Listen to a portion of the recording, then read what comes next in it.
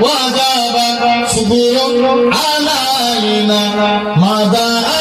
لله داعي على سلام عليك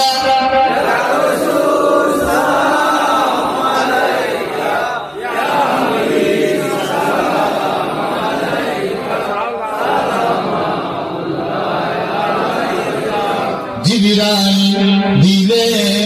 যে আওয়াজ খুলে দাও আসমানের দুয়ার এসেছে